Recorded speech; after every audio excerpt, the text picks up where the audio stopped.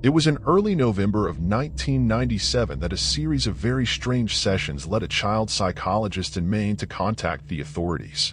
It began when a patient of his began to tell him about one of their friends. This friend being imaginary as far as both the psychiatrist and the boy's parents were concerned. He called his friend Mr.Smile and would talk about him at great length during some sessions. The boy called him Mr.Smile both because he would always be smiling and because when he was around, the boy said everything felt happy. He said that there was a feeling of everything being okay. The boy in question was being treated for serious issues to do with anger and depression, but when Mr. Smile was around, he said that all the anger and the sadness seemed to just disappear.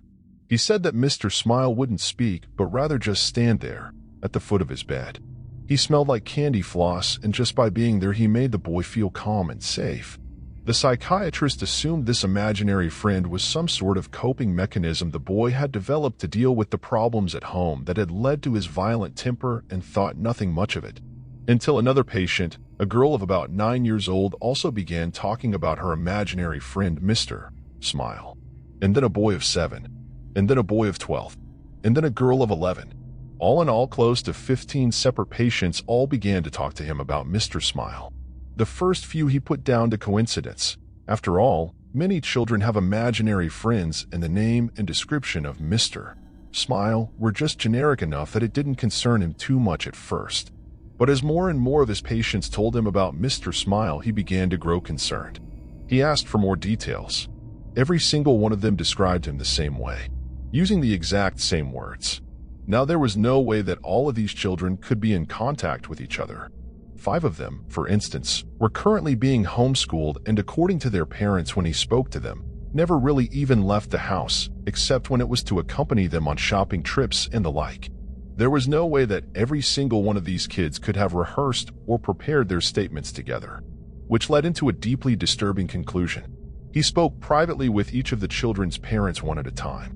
He avoided disclosing too much information, but told them that something troubling had cropped up in multiple sessions with various patients, and that he believed that there was a chance their child was at risk. He asked for their permission to discuss matters with the authorities, and the parents gave their consent, provided they were kept in the loop as to what was going on. And so, over the course of the next week, the police came and talked to the children about their friend. They asked for details about his appearance, which they couldn't seem to describe apart from the smile, and that he was not like them, how he got into their house, anything he said or did while he was there. Because by this point the psychiatrist, the parents, and the police were all convinced that Mr. Smile was quite real and quite dangerous. The authorities had checked to make sure there were no known predators living in the area, which they had confirmed was not the case. But it was quite clear that whoever this Mr. Smile was, he was a real person who had been sneaking into the homes of these children at night. None of the children claimed to know how he got in. They said they would just wake up, and he'd be there at the foot of their bed. Sometimes they said he would be singing something, but not in English. It sounded like a lullaby, they said. It made them feel safe. Finally, the children were asked to draw Mr. Smile, as they couldn't put into words how he looked. Each and every one of the children picked up a red crayon and proceeded to color in the entire page until it was just a rectangle of red. When asked about this, they insisted that they had drawn Mr. Smile. When asked where his head, arms, and legs were, they would insist that they had drawn those. They claimed that they had drawn a perfect picture of the man at the foot of their bed, and when they were told that they had simply colored in the page and not drawn anything at all, they became deeply angry, feeling that they were being accused of lying and insisting that what they had drawn was a picture of the man they had seen. Acting more on a hunch than anything else, the psychiatrist decided to show one of the colored in rectangles to the various children and asked them what it was. Each and every one of them, with no knowledge of what the picture was supposed to be or who had drawn it, and with no knowledge that the other children that had been spoken to about this subject even existed, replied that it was a picture of Mr. Smile. Cameras and baby monitors were placed in the children's rooms so that they could be monitored. Many of the parents simply stopped sleeping altogether, staying up all night staring at the screens that displayed where their children slept. At no point did anyone enter or exit the bedrooms. No sounds except for them snoring or occasionally talking in their sleep were heard over the baby monitors. There was no sign of Mr. Smile. After almost 2 weeks of this, many of them began to doubt that Mr. Smile had ever existed. Other psychiatrists since have put the whole thing down to some strange shared delusion that, while it couldn't be explained yet, did not have any basis in reality. Some suggested that maybe this whole Mr.Smile thing had its basis in a TV show or film that the children had all watched, leading them all to dream of something similar. Then one of the boys went missing. The camera in his room had gone dead at around 2 in the morning. His mother had run to check in on him only to find his room empty. It had literally taken her less than a minute to run to his room. There was no possible way for him to leave or be taken and be out of her sight in the time it took her to leave her bedroom and run towards his, but he was gone. She said there was a smell like cotton candy in the room. The search for the boy turned up nothing. No one had seen anything strange or unusual around the home before or during the disappearance, and no trace of him was ever found. It was less than a week later that one of the girls who had spoken of Mr.Smile vanished as well. Then another of the boys. One by one, each of them began to disappear until only 4 remained. The 4 remaining children began to talk about how Mr.Smile and his friends were going to take them away soon.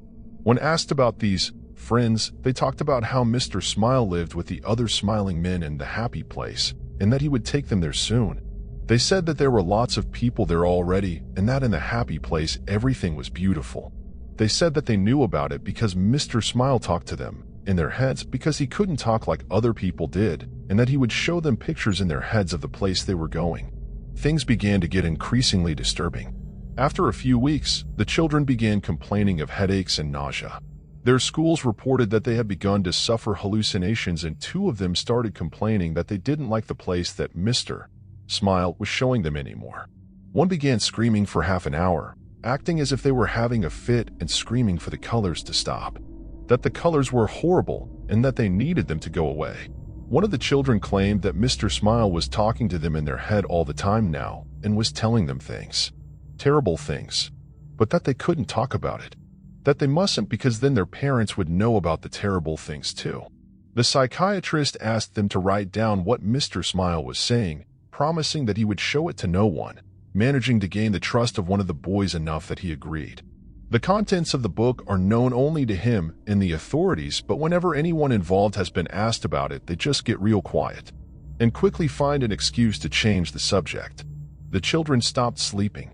Footage from the security cameras showed them sitting bolt upright, their eyes unblinking, just staring at the wall without moving or making a sound. Sedatives did nothing. One of the girls began cutting strange circular marks into her skin, while 2 of the boys ceased communicating in English altogether. The language they spoke was never identified, and despite numerous people being asked to listen to them, they could not translate what they were saying. By the start of 1999, all 4 of the children had vanished into thin air. There was no trace of who took them. Searches have turned up nothing to this day, with no indication of where they are or if they're even dead or alive. No suspects have ever been found either. All 4 of them appeared to simply vanish into thin air, much like the others, all of whom also remain missing, their disappearances unexplained.